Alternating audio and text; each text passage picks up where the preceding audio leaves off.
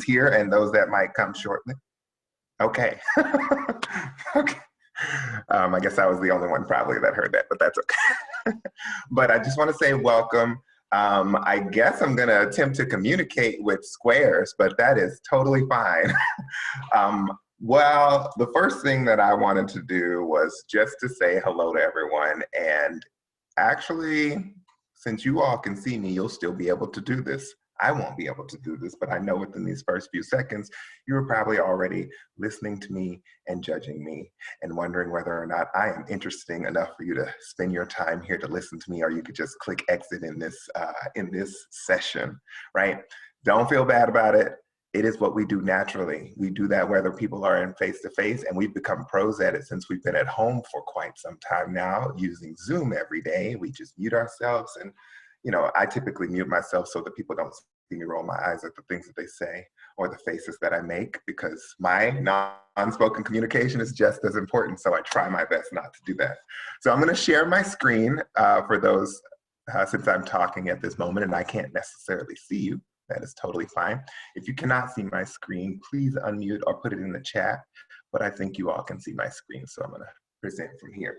So this talk today is specifically on strategic communication. Strategic communication is a big thing, more so in business world, but I'm gonna talk about how we can do it in our own everyday lives. The first thing I wanna ask you is how you feel right now and who are you? You don't have to tell us the answer to that question, but I want you to think about who you are and what do people perceive about you when you walk into a room. And notice I'm talking about analog communication, but as of the past year or so, we've been mostly doing digital communication. So I guess the question would be, what do people perceive when you unmute your camera and they can actually see you? But you still interact with people every day in your home, whether you have family members, your friends, whatever it may be, your job, your work. If you aren't able to go face to face, people are going to perceive something about you, and you are also going to judge those people when you look at those people. So the question is, what do people perceive about you whenever you walk into a room? What is it that you're trying to get from those people when you start to interact with them? So when we think about strategic communication, I want us to think about goal-oriented communication. Not necessarily that you're not interested in people, but how do you win people over to get them to do the things that you want? One of the quotes that I actually give to my students all the time at the very beginning of the semester, I ask them, and I tell them this, I say, what you have will determine what you have to do to get what you want. I'll repeat that. What you have will determine what you have to do to get what you want. Okay, so have any of you ever been in a situation where you are trying to communicate something to someone, and no matter what you do, how you say it, they never get it? Chances are there are some roadblocks there that may not be just because that person doesn't understand what you're saying. It may be the way that you interacted with them, right? It may be something else that's happening in that moment that you're not taking notice of, or something about who you are, what position you hold in terms of that interaction. All of those things are things that we have to actually think about. Here's a question for you. What's more important, what you say or how you say it? Feel free to unmute yourself or raise your hand or put it in the chat. How you say it. How you say it, okay? Anybody differ? Thank you, and I think that was Bear. If I mispronounce your name, just let me know. How you say it. Sorry, I think it's probably both. Both? Yeah, okay. A combination of both. Maybe more with, no, it's a combination of both. No, you're absolutely right. Most of the time, look, if anybody has told you it's not what you say, it's how you say it, they have lied to you. They've only told you part of the story. It's actually both of those things. And it's a lot of work sometimes to figure out, how do I say what I need to say so that everybody understands it? Whether I am presenting myself as friendly or I have a frown on my face. All of those things we have to take into consideration. Now, of course, depending on the audience that you're talking to, that you're interacting with, one may have a little bit more importance than the other, but that's whether or not you've built up trust in that relationship. Because sometimes when you've built up trust, you could probably say just about anything to that other person, and they may understand it because they understand you.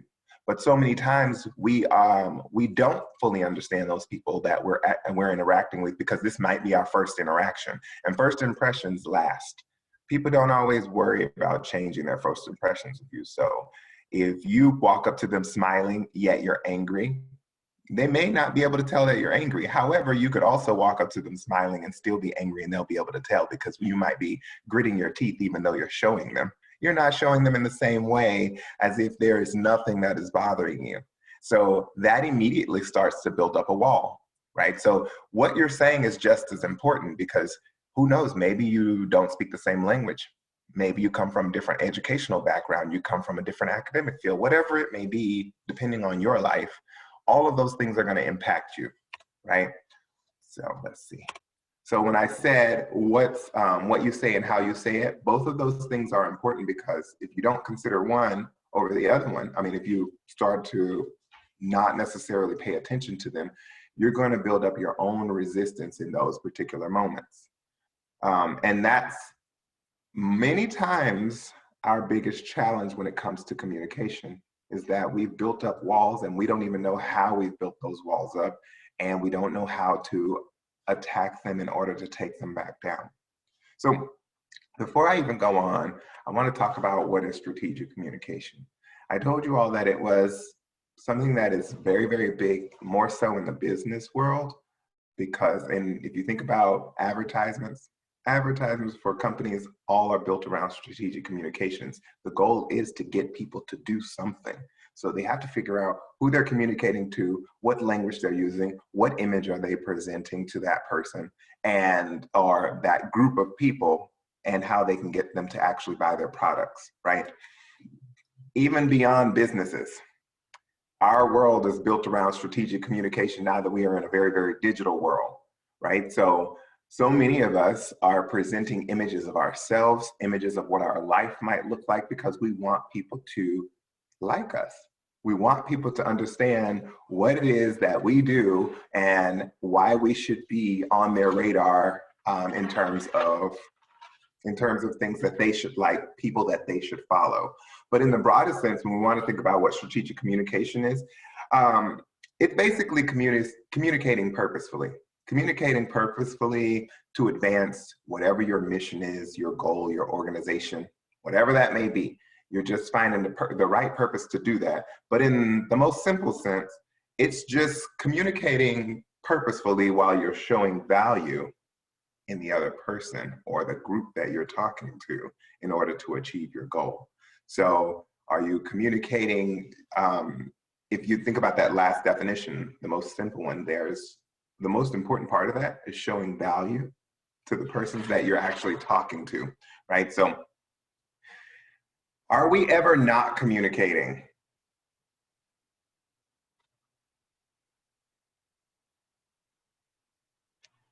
No. No, thank you, because I was in that moment. No, we are not. We are never not communicating. Even if you walk into a room and you're looking at your phone, and you walk into a room and you walk past everyone because you were so busy texting, or you were so busy on social media or swiping whatever app you might be on, right?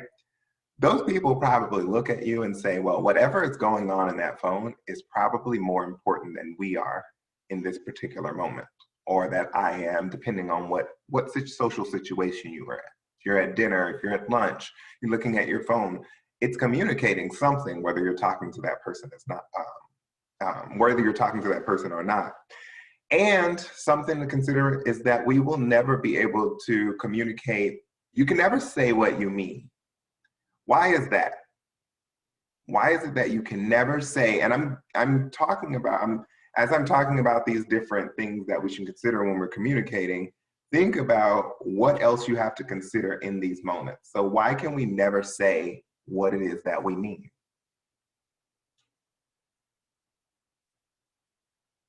And it sounds logical. Just say what you mean.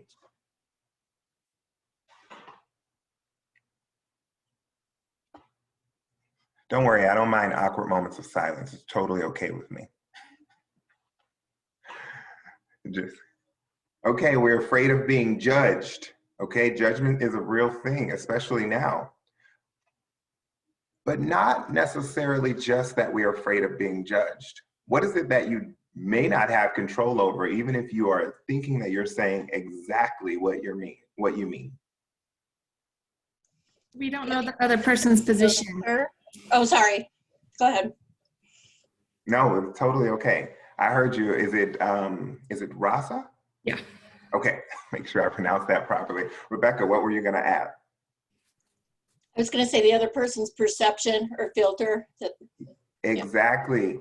Because there is, even all of you that are listening to me today that are here with me right now, as I am talking, you're taking your own messages away from what I'm saying. Even though I'm one person speaking, you have your own background that you come to the table with. You have your own upbringing, you have your own life experiences. All of those things have to be considered when you are communicating with someone. So you can never really say exactly what you mean. You can only say what you think you're trying to communicate to that person. However, their interpretation may be very different from what it is that what you thought you were communicating. So it's always great to find a place of making clarity or making a shared meaning or forming shared meaning between you and that other person. And you can also make people feel what you want. I know that sounds like manipulation, but we're going to talk about the differences between those, making people feel what you want. But I will say, when you think about what it is that you're trying to communicate, many times it's better to be interested than to be interesting, right? Because when we're thinking about what is one of our roadblocks, those images that we're trying to create of ourselves, we're trying to make ourselves interesting. But if you actually were interested in that person, you would already know what things that would make you interesting to them. You just have to find a way to hear them and listen to them, right? And listen to actually understand them, not respond to them. But it's so much easier for us to give directives than to actually engage with people. As you can tell, I like gifts. I like things and I'm not talking about gifts with a T, but I do like those too. I like a little entertainment and a little animation on the slides. It gives you something else to pay attention to rather than look at me, right? So doing this work is not easy. And I don't mean to make communication sound so laborious, because so many times we have moved to digital communication because we hate talking to people. Part of the reason we hate talking to people because we hate learning about them. We hate having to consider them when we're communicating anything. But some of the goals in trying to do this work, some of the tips in doing this work, just making it easy, figure out what you want to come out of that communication. If you don't care what they feel, then you don't have to think about who they are.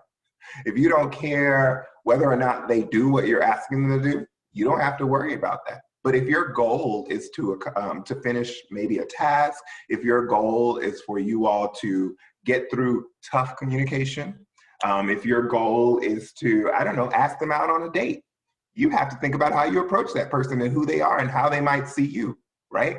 Ask yourself, what do you know about them? What do you know about this particular person or this group of people? And don't assume that you know everything about a person, because they may fit what your image of that person, or should I say your categorization of people like them, what that may be. Maybe you feel like you share some certain characteristic because you look like them, but you may be very, very different from them, and you might be more alike to a person who does not appear to share any characteristics like you. So ask yourself what you know about them, but just because you don't know anything, it does not mean that you cannot communicate with them effectively. It just means that you have to actually listen to try to understand what that person's perceptions are of what you're saying and what you're trying to communicate. So you want to clarify with that person, right? You also want to let them know why they need to care about what you're talking about. No one's going to care just because you're their boss. They might care about their paycheck more than they care about what you're saying at this moment. So because they care about their paycheck, they watch what they say when they come back to you. It doesn't mean that they like you, but that will impact whether or not you get the results that you're trying to get in that moment, right?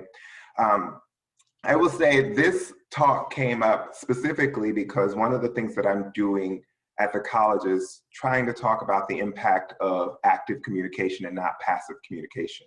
And I say that because we interact in a world of passive communication. The digital world is very, very passive when it comes to what we're communicating, because we are sending messages, but we're hoping that everybody is understanding exactly what we mean by the text that we have written.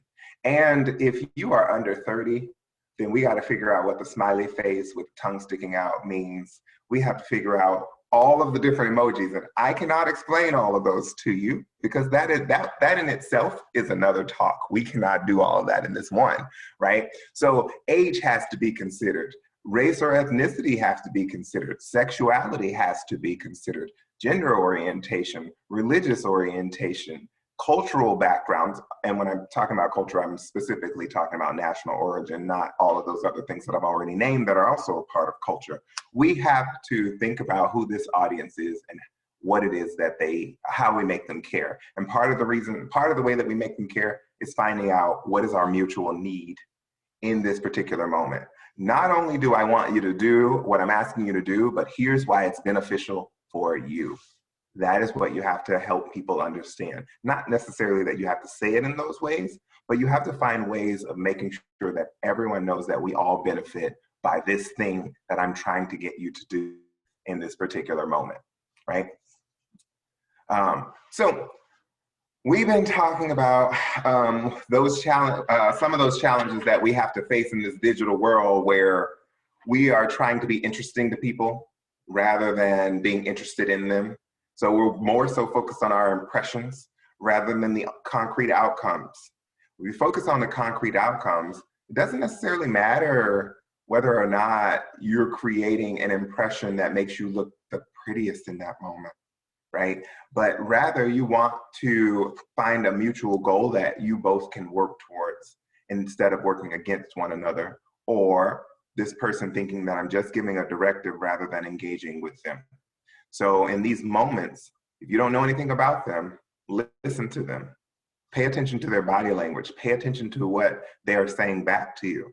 Pay attention to whether or not they become bothered. And if they do become bothered, figure out why that is. Is it something that you've said? Is it something about their background and this particular subject that you're talking about? Is there something sensitive in those moments that have been brought up by this particular conversation?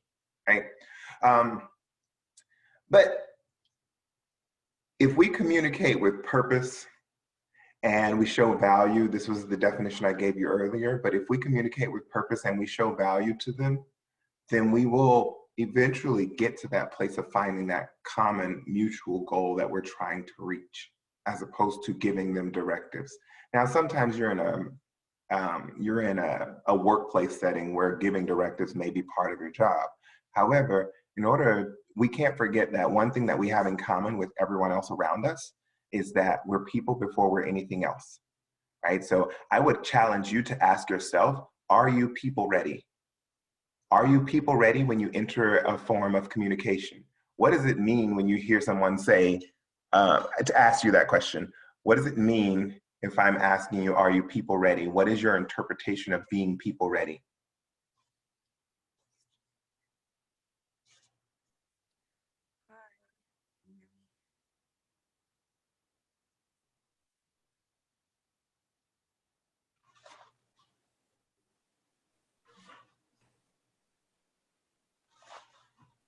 Maybe do I have the energy to communicate, or am I being vulnerable? Okay. Or am I wearing a mask? Okay. Do you have the energy? Are you being vulnerable, or are you wearing a mask? And I'm assuming that mask is metaphorical for I'm hiding how I feel in this moment, but I'm presenting to you what I think you want in this moment. Okay. Anyone else? What do you hear when someone is asking you, are you people ready? I think it means you have to, and this is sort of what she was just saying, is you have to do a mental check-in. Not that I think I ever do that, really. I mean, unless it's a really big issue that requires that. I tend to be more off the cuff, but yeah, it really does require, if you want a response, to really step back and sort of take a mental assessment of where you're Yes. at all the way around. Mm-hmm. Thank you. Are you checking in with yourself? So all of that included in this definition, or even thinking about all of that still applies here.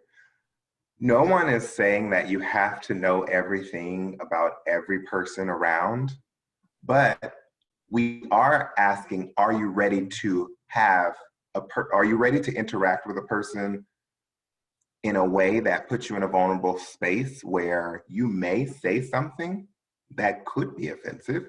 They may say something that could be off-putting to you as well. How do you handle those? Are you prepared to handle those in that moment of interaction? Are you able to interact with this person and separate your feelings in that moment, or manage your emotions when they are speaking to you?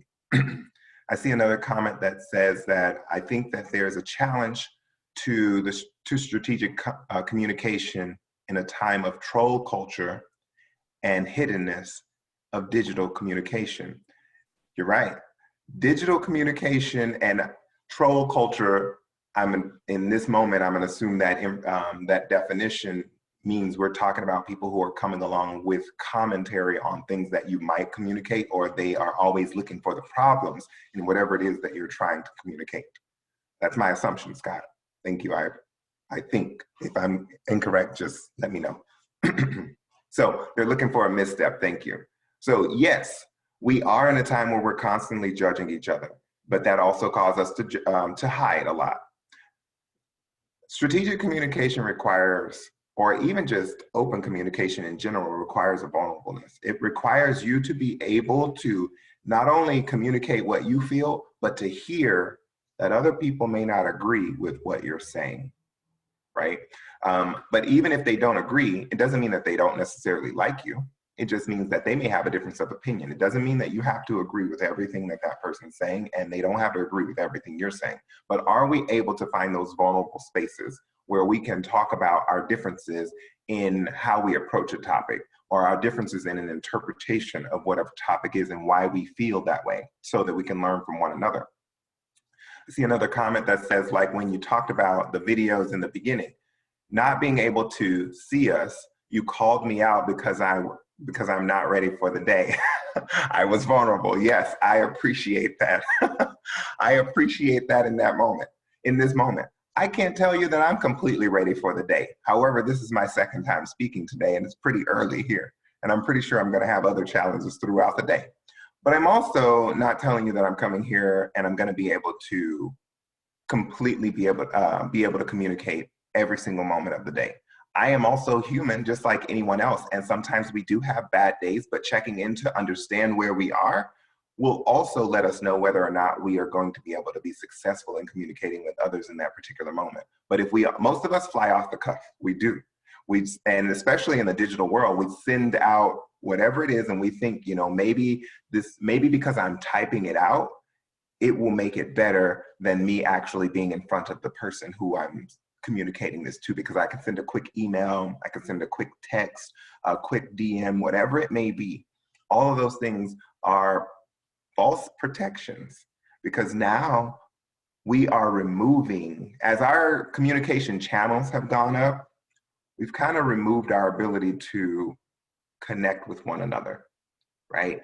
As the channels have gone up, we have removed the presence of the human. We've removed our ability to be empathetic with one another because we're not in front of one another. We don't have to interpret our body language. We don't have to interpret whether or not this person has a smile, whether or not they have a smile on their face or a smile in their voice, because we see the text in front of us and we can clearly read it, whether it's on our phone or our social media or in our email. We are adding on false communication. We're adding on our interpretation of what that may be, or what this person may mean by what they have sent to us. That is going to be impacted by how we're feeling in that moment. So we have to check in with ourselves, right? So I believe Jude was talking about whether or not we could, checking in with yourself. Checking in with yourself is especially important when you're reading something and you don't have the person in front of you to ask for clarity in that moment, because you could take it in a way that they may not mean, right? Let me move us forward a little bit here. So strategic communication versus manipulation. I know I've been talking about getting people to do what you want them to do in a particular moment, and it sounds like manipulation. The main difference between these two, with manipulation, that is sort of a self-guided communication, a self-interested communication. I'm not necessarily worried about whether or not you benefit from this. I'm worried about whether I benefit from this. With strategic communication, if you notice that that fourth step that we had on the other slide was mutually beneficial. You have to figure out ways of communicating how that person, as well as yourself, how you both can benefit from whatever this is that you're trying to accomplish being accomplished, right? And manipulation, it doesn't work that way. I'm usually just trying to get what I want, right? I see in the chat here, with increased power and visibility, it seems that there's never a truth. There is a reluctance to communicate, as there is someone looking for any window to discount anything said. There's manipulation of truth to expose and undermine anyone. That is an age that we live in right now. We've made our communication sensitive. We are sensitive to so many different things that people are saying. And in that sensitivity, we've also made people sensitive to whether or not they want to say something or put themselves in a vulnerable position to be misinterpreted, misunderstood, accused of being racist, accused of being sexist, accused of being homophobic, any kind of ism that we can come up with. We've put people in a position where they're afraid to speak their truth. And part of it, as Scott's pointing out, is that we're afraid to ask ourselves, why am I offended by this? Where's the problem there? If you are not able to be vulnerable in communication, it's going to be very difficult to be strategic in it, right? You can manipulate that communication, but being strategic and making sure that everybody benefits from it, it's difficult to do that when you're afraid to be vulnerable in these situations. And we are in a very, very sensitive place right now. And part of that is because we have not challenged people to ask themselves, what about what I said was offensive to you? And why? And it's not because you don't agree with them. You may not fully understand, and you're trying to gain an understanding. Most of the time when we are offended by something that people have said, we take ourselves into a place of shutting down. We shut down the communication. We don't want to talk to you. We want you to get away from us because we think that you're something over here because you've said something that was offensive to us. The education in that moment stops the moment that we become offended and we no longer want to talk to the person, because they may not be aware of what they said. They may not be aware that they offended you. And if you are not able to help them or willing to help them understand, because you have not been able to check in with yourself and figure out, how can I have this conversation? And no one's saying you have to have it right there on the spot. But if you never have the conversation, that person runs the risk of doing that again to you and or someone else. And if you're having these true vulnerable conversations with the person, you will know when they're being sincere about whatever it is that they're asking you, but you'll also understand and know when they are not trying to hear what you're saying. No one's asking you to argue with ignorance. However, we can release some of that ignorance if we choose to talk to each other in a vulnerable place, right? I chose this particular GIF here just because for those of you that know a little bit about me, I'm an artist. I love to dance. So I chose two people who are coming together to dance with each other. And if any of you like to go out dancing, sometimes when you dance with a stranger, it can be very, very beautiful. And I love dancing with strangers. That probably sounds weird, but I do. I love it because it's the one moment where we can communicate and we don't have to communicate with words. It's just the music and it's just moving together. Communication is just like that. When you're coming together with someone that you may not have spoken to before, you have to find a way and a rhythm that works for the two of you. Whatever that may be, just for that particular moment. After that dance is done, you move on to the next, but you're gonna take a little bit of that person with you because you're gonna understand a little bit more about them, and possibly the next person that comes along like them, you will be able to communicate with them with a greater ease than the original person because you'll learn something in each one of those moments, right? So if we are following all of these different tips on strategic communication, we will begin to learn to speak with purpose instead of trying to go to someone with a directive. Figure out what it is that you want and figure out how it benefits them. So you have your purpose there. We'll get to know each other a little bit better because we will be open to hearing one another and we'll learn to care about one another. Remember I said that it's better to be interested than to be interesting, because when you're interested, people feel cared about. They're more likely to let go of those maybe preconceived notions of someone like you, whomever that may be. They may be more open to just learning about it.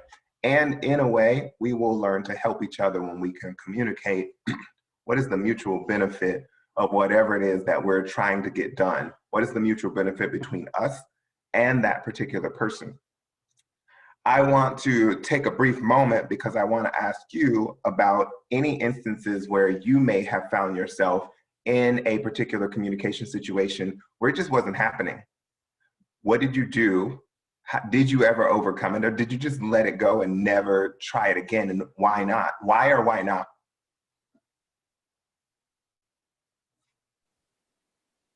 I know that may be a lot to type, so feel free to unmute yourself.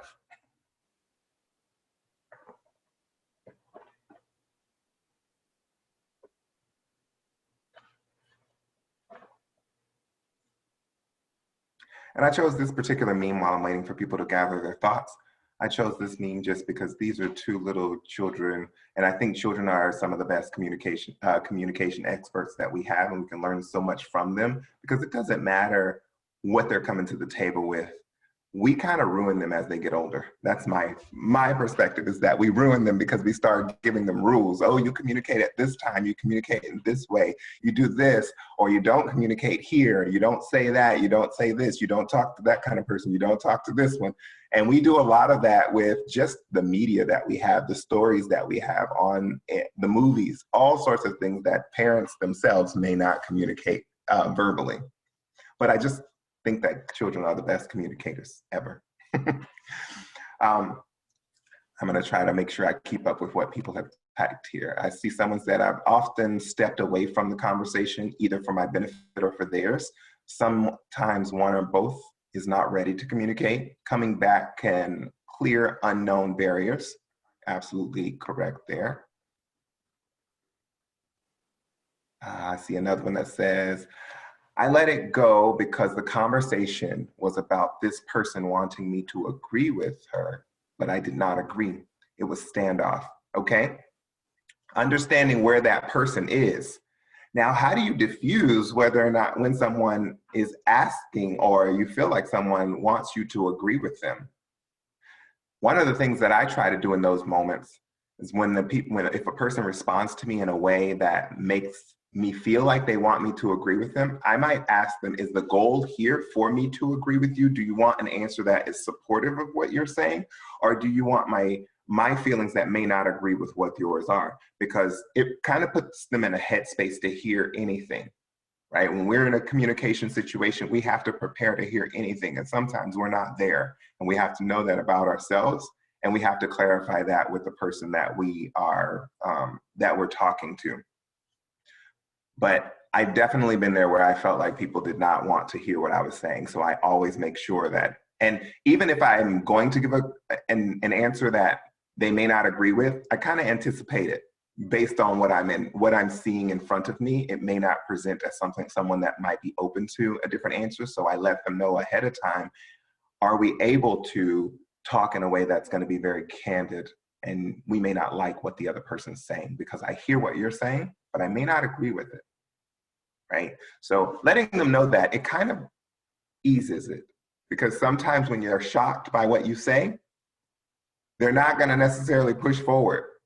Shocking people makes them curious about what it is that's going to come out of your mouth next, right? Anyone else been in a situation where, or how about this?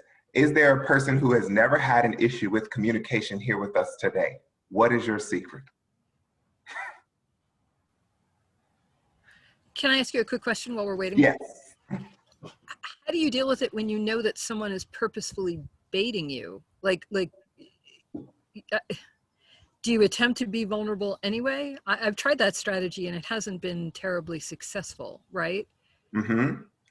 And my question now would be, how do you know they're purposefully baiting you? Previous run-ins. Okay, so you've never had good interactions with the person. No, and a lot of this is, as we've all been talking about, is internet trolling, Mm-hmm. right? Mm-hmm. Which is a whole other thing, but I would love to develop some strategies, and I haven't quite figured them out yet. Well, Other than push back, okay. which yeah. I totally understand that as well. One of the things in the job that I currently have, I am the Director of Diversity, Equity, and Inclusion for the college.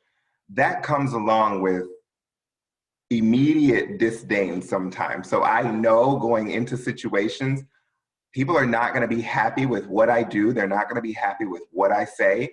No matter what it is that I'm saying, there will always be questions about whatever it is that I'm saying. So I set the ground at the beginning of the conversation that we are not going to be on the same page. We're not going to be on the same page because we don't see the situation the same way. And that's because of our differences, our backgrounds. I set the stage so that everyone knows that what I say does not mean that you have to agree with it. It does not mean that you have to like it, but we do have to face what is in front of us, whether we agree with those things or not. And then when I do get questions later on that might be questioning some of the things that I say, I return the question back to the person and ask them, what is it about whatever this thing that they're asking me about, what is it about this that they see differently? I didn't ask what is it that they disagree with. I didn't ask what is it that they don't like. I just asked what did they see differently? That way that I know how it looks to them and how it comes off to them, or what is their stake in the situation. So it prepares me to be able to think like them in some kind of way as I begin to move forward with the conversation. I don't know if that helped Jude or not, or if you've taken that, if you've already done that, but that's how I would set the stage. Yeah, no, I probably haven't done that. I mean, yeah, I probably have not done that. Or in some cases I've attempted to do it, but not quite in that way. And sometimes really how you do it matters, as we were talking about originally, right? So Yes. it's worth, at least the first part. I'm not sure I could get to the second part with some of these people, but it's worth It's worth a try. It's worth a try. I wish I had talked to you an hour ago. We'll see what happens. Well, it is tough.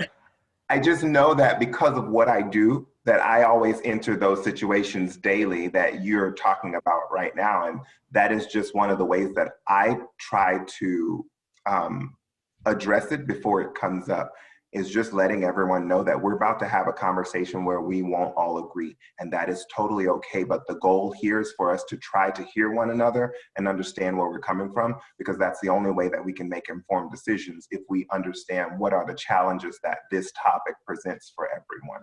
Yeah, no, I think that's brilliant. And luckily there's plenty of opportunity to practice, right? Yes, yes. It'll come up over and over. So thank you. Thank you very much for answering that. No problem. I see another comment. I didn't want to ignore the comments. Let's see if I can get to these without going over them. Let's see. Okay, that's not the one.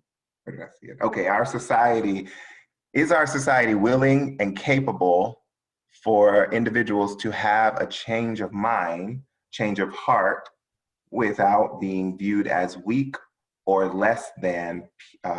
People struggle to get to a place that vulnerable. Thank you for sharing that, and you are absolutely right. We forget that we're all on a journey. We think about the outcome, but we forget that along the journey, we have to learn, and we have to learn together, and that means that we can change. People are going to wait for you to prove what that change may be. I just had a conversation with one of my friends the other day because they feel like people have to change and show that change for a long time. And I let them know I don't agree with what you're saying. And the reason that I don't agree with it is because we can't expect people to do things the way that we want them to do it, right? We have to understand that it's a process for everyone to change, and that process may look different depending on who that person is. So that conversation opened this person to a different way of thinking about how the absolute change has to occur, right? So I told you all that I was a dancer, and I'm gonna give you a little more background on this, trying to make it quick, is that I have another friend who's a dancer, and he's Latino, and we had, there was a show this past weekend, and there was a company that put on a show with a lot of guest artists, and they were guest artists of color. So my friend didn't come to the show because the lady who runs the company has been known to be not like people of color that much. So his approach was he wasn't coming to support and give her company money. And my response was, I don't agree with your methods.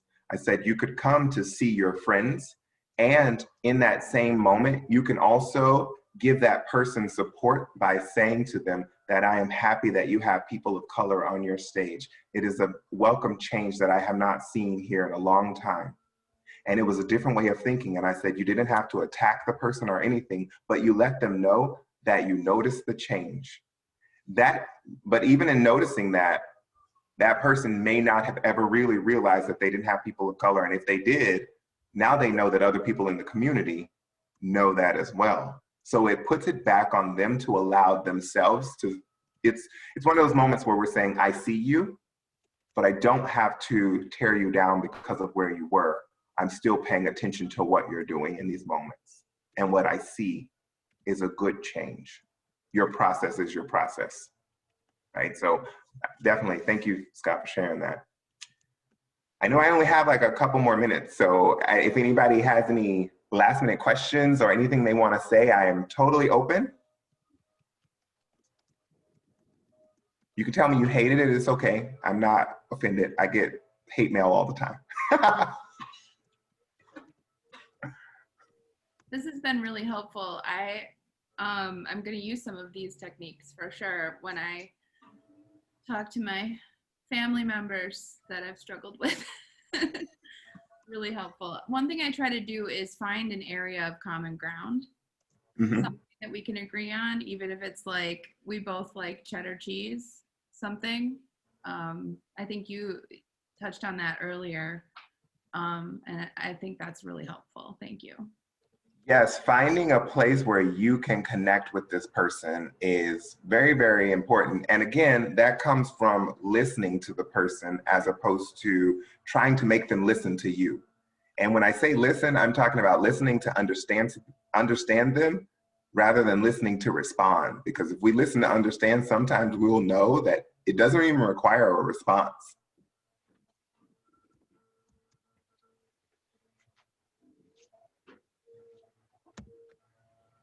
Okay, there's a good bit going on, but I'm trying to make sure I keep up with everything.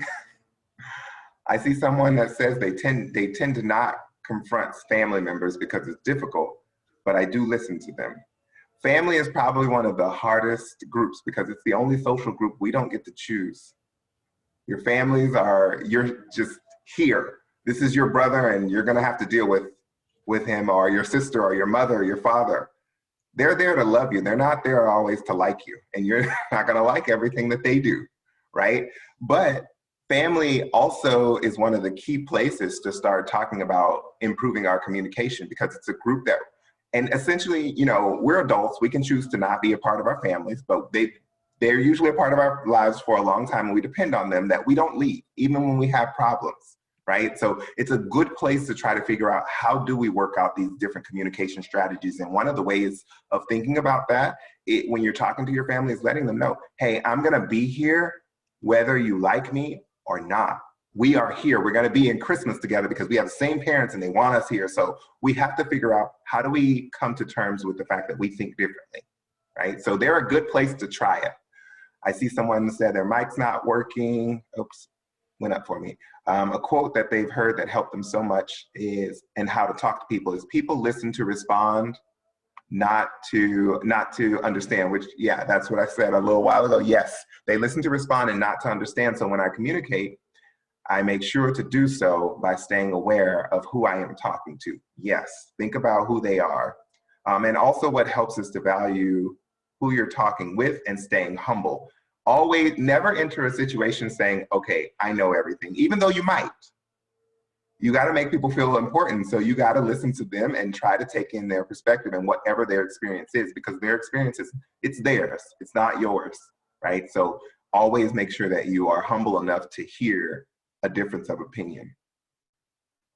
So, okay, I will say thank you. I believe my time is, okay, I'm in that last minute. So if there's any burning thing there, definitely share it. But I really, really appreciate you all coming. I appreciate you listening. How can you learn more? Oh, I guess I could have put more of that at the end of the slides, but I do have, if you take a look at the slides, I have a little bit more on strategic communication, a couple of sources there on strategic communication. You can always reach out to me as well. I'll put my email in the chat. My first name's LeBrian, so it's pretty easy. lebrian.patrick@gccaz.edu. Okay, there's my email as well. So feel free to reach out. I'm always around. I appreciate USU for having me every year. It's been fun the past couple of years, so I'm thankful. So thank you. Thank you so much, Dr. Patrick, for sharing your expertise with us today. And we appreciate you taking the time to be part of the 2021 Intermountain Tribal and Rural Opioid Wellness Summit. So we have a few more minutes. If anyone has some last minute questions, you can raise your hand or just use the chat box. So this session, while you're thinking of your remaining questions, it was sponsored by the Utah Department of Human Services Division of Substance Abuse and Mental Health, the Rural Health Association of Utah, Utah State University, USU Emma Eccles Jones College of Education and Human Services, Department of Kinesiology and Health Sciences, USU College of Humanities and Social Sciences, USU Extension, and SAMHSA. We would love to see how you're practicing the concepts you learned today. So please post a selfie of your experience with us today on social media, and you can use the hashtags 2021 Tribal and Rural Summit, strategic communication, and recovery ready communities. We would love it if you would do that today. Thank you so much, everybody. The main room is still available for any general summit questions or help getting to your next session. You can re-enter that room through the link. If someone wants to place that in the chat box for me, it's bit.ly 2021 Intermountain Summit. Tomorrow, our main sessions include building a recovery ready community, the Indigenous Prevention, Treatment, and Recovery panel, which is going to be really awesome. A special presentation entitled by yours truly, and the stigma, sharing stories of opioid use disorder and harm reduction in Utah, and then more informative breakout sessions. So make sure to log into the webinar before 9 a.m. so you don't miss a thing. Thanks again for participating, and I'll see you tomorrow. Thank you. Thanks, Dr. Patrick.